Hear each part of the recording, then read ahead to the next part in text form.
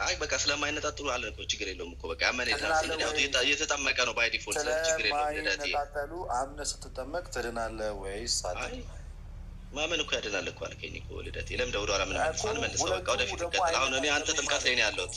ብራዘር አይነጣጠሉም። ስለዚህ ተስማማን፣ በቃ ተጨማምጠን ተለያየ። ጥያቄውን በቀጥታ የመለሰ ቀን ኦርቶዶክስ ይሆናል ብዬ በጣም ብዙ ጊዜ ይናገራል። ወይም ኦርቶዶክሳዊ አስተምሮን ይይዛል። በአጭሩ በቀጥታ መልስልኝ።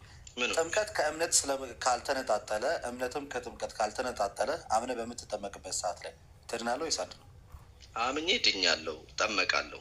እሺ አምነህ ስትድን ጥምቀት ነጥለኸዋል? አልነጠልኩትም። ስለዚህ ካልነጠልከው በእምነት ውስጥ ጥምቀት ካለ አምነህ ስትጠመቅ ነው የዳንከው ማለት ነው እንጂ አምነህ ስትጠመቅ አምነህ ስትጠመቅ ሲኮንሻል አታድርጋቸው። ቀደም እኮ ተስማማን እኮ ልደትዬ፣ ተስማማን እኮ ለመሰለኝ ማመን ያድናል ወይ ስለ አዎ አልከኝ እኮ ማመን ያድናል አይደለም እኮ ሲኮንሻል ያደረግኳቸው በዚህ እየታገልክ ያለኸው አንድ ጌታ ኢየሱስ ክርስቶስ ለሐዋርያቱ የተናገረውን ኢንፋሊብል የሆነውን የእግዚአብሔር ቃል ነው። ባይዜ በጣም እያጣመምካለሁ። ኦኬ ካላጣመምከው ደግሜ ልጠይቅህ።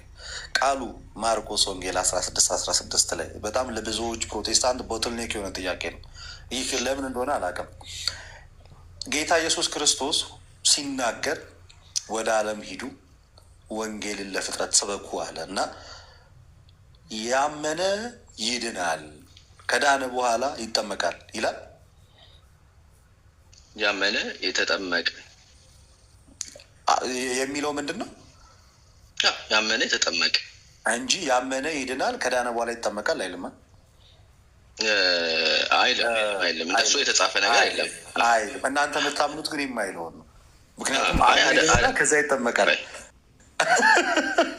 ኤኒዌይስ ናው ስለዚህ ጌታ የሚለውን የምትቀበል ከሆነ ማለት ነው። ጌታ የሚለውን የምትቀበል ስለዚህ አንተ አሁን የምትለው ቆይ ያመነ ሰው አንዳነ ማለት ነው። እስኪጠመቅ ድረስ ምን እንደሚባል ልደትዬ እዚህ ጋር አይደለማ። ይኸውልህ አሁን አንደኛውን ጥያቄ በአንደኛው እየደረብከው መጀመሪያ ላይ የተነሳውን ጥያቄ እንዲረሳ ማድረግ ይሄ አግባብ አይደለም። እኔ እዚህ ቲክቶክ ላይ በጣም ብዙ ውይይት ከመጓየታችን የተነሳ እንደነዚህ አይነት ቀላል ትሪኮችን አናልፋለን። በጣም እኔ በእረፍት ጊዜ ነው ገብቼ እንደዚህ የሚወያየው እንጂ ቲክቶክ ማስተር አድርጌ ምናምን ተንኮል ውስጥ የለበትም። ለዚህ በቃሉ አርፈን ስለሆነ የምናወራው ችግር የለውም። እኛ ባወራን ቁጥር ቃሉ ያሳርፈናል። ኤኒዌይስ ና ወደ ሀሳቡ ምን ጠይቅ የሞላውን ብረት አለ